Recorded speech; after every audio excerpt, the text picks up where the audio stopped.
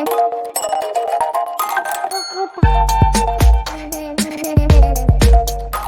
कर लेते हैं सियाराम सिल्क मिल्स की। क्विकली एनालिसिस देख लेते हैं। चैनल को लाइक एंड सब्सक्राइब करना मत भूलिएगा। तो ऐसे सियाराम सिल्क मिल में आप देख रहे होंगे स्टॉक में एक अच्छी तेजी अपन को देखने को मिल रही है। वीकली टाइम फ्रेम है ये, और वीकली टाइम फ्रेम पे आप देखो तो स्टॉक ऑलमोस्ट एक महीने से ज़्यादा हो गया है कंसिस्टेंटली अप ट्रेंड पे चल रहे हैं।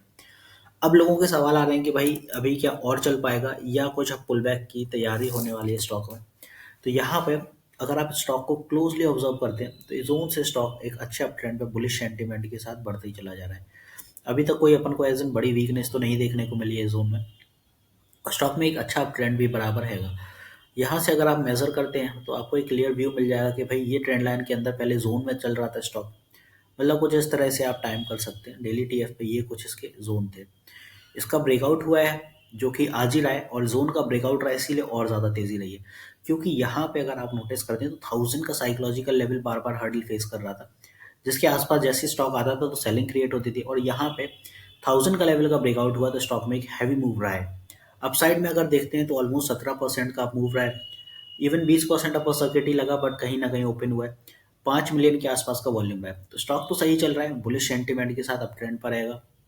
3 दिन पहले यहाँ पे देखें तो Siyaram silk mill launches Cadini Italy perfume brand in India, और इसकी वजह से भी ये थोड़ा न्यूज़ ड्रिवन भी रहे हैं। अभी आज की बात अगर करते हैं तो यहाँ पे आप देखते हैं तो 9% से 17% जो तेज़ी रही है। ट्रेडिंग एक्टिविटी बहुत हैवी रही है स्टॉक में, और यहाँ पे जो आज का लो था वो ये था, और हाई जो आपने आज देखा है वो 1100 प्लस के ऊपर निकल चुका है। और स्टॉक आने वाले टाइम में भी अच्छा परफॉर्म कर सकता है, क्योंकि ब्रेकआउट आया, एक रीटेस्टिंग होगी तो रिट्रेस जरूर आएगा। तो रिट्रेस पे फ्रेश एंट्री जरूर देखिएगा।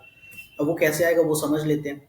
यहाँ पे अगर आप देखते हैं तो आरएसआई तो ओवरबॉट में है। 1 टीएफ पे जब इसी चीज को आप जज करते हैं वहां थोड़ा आपको क्लियर व्यू मिल जाएगा। 1 टीएफ पे देखें गिरावट के संकेत आ रहे हैं, बिकॉज यहाँ पे भी 86 है। मतलब आरएसआई अगर यहाँ गिर के 70 आता है और टच करता है तो स्टॉक मान लीजिए अपना ओवरऑल अभी जिस प्राइस पे 1162, मतलब 1100 के आसपास स्ट्रॉन्ग सपोर्ट अगर बिल्ड कर रहा है तो स्टॉक को आप वो जोन में देख सकते हैं, बिकॉज वो ऐसा जोन रहेगा जहां से फिर से बाउंस होगा। और साइकोलॉजिकल लेवल है तो बड़ी वीकनेस वहां पे देखने को मिलने वाली है नहीं। तो यहाँ पे पहला लेवल तो अपना आता है 1100 का ये जोन। अगर ये बाय नीली से ब्रेक होता है तो अपने 25 पॉइंट नीचे आएंगे। जैसे कि यहाँ पे अपना जो 25 पॉइंट नीचे रहेगा वो रहेगा 1075 का। 25-25 पॉइंट की सपोर्ट है नीचे की दिशा में। इनमें से जिस लेवल तक रिट्रेस हो रहा है वहां पे आप एड ऑन कर लेना। मतलब अगर आप इस जोन के आसपास बाय कर रहे हैं 1100 के आसपास, तो एक एड ऑन कैपेसिटी लेके चलना कि जस्ट इन केस आपका स्टॉक गिर जाता है या यहाँ कहीं तक रिटेस्टिंग कर रहा है और फिर बाउंस कर रहा है। क्योंकि आज का मूव तो भाई अलग है, 20% के आसपास उसने रैली करी है, तो रिट्रेस भी कई बार थोड़ा ज़्यादा हो जाते हैं। तो मान लीजिए 1050 के आसपास आ रहा है या 1075, तो वहाँ आप ऐड कर पाओ, एड कैपेसिटी लेके चलेंगे। फिर वहाँ से रैली करेगा तो भाई टारगेट फिर ऊपर की दिशा में अपन को जो कि यहाँ पे रहेंगे वो रहेंगे 1200 के। 1200 के बाद फिर और ऊपर जब जाएगा तो यहाँ 1250 के टारगेट भी आएंगे। तो इस तरह से आप टाइम कर सकते हैं। तो फिर ऊपर की दिशा में फिर ये सारे अपने रेजिस्टेंस रहेंगे और नीचे वाले ये सपोर्ट। इसको वीकली टाइम फ्रेम पे भी अगर जज करते हैं तो वीकली टाइम फ्रेम पे भी अगर आप इसको आरएसआई के अकॉर्डिंग देखते हैं तो यहाँ पे भी काफी ज्यादा ओवरबॉट है। मतलब 89-90 चल रहा है।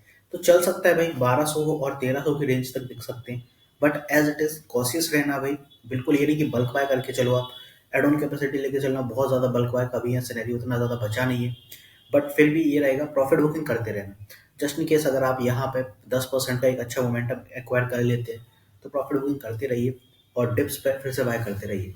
क्योंकि रैलीज पता नहीं कब तक कंटिन्यू रह सके, बट ये रहता है कि इतने हाई पे अगर कुछ भी रिट्रेस ज़्यादा होता है तो एकदम से आपका स्टॉप लॉसेस हिट हो सकते हैं, या फिर आप ट्रैप हो सकते हैं ऊपर के लेवल पे। इसीलिए क्योंकि स्टॉक ऑलरेडी अच्छे रिटर्न दे चुका है।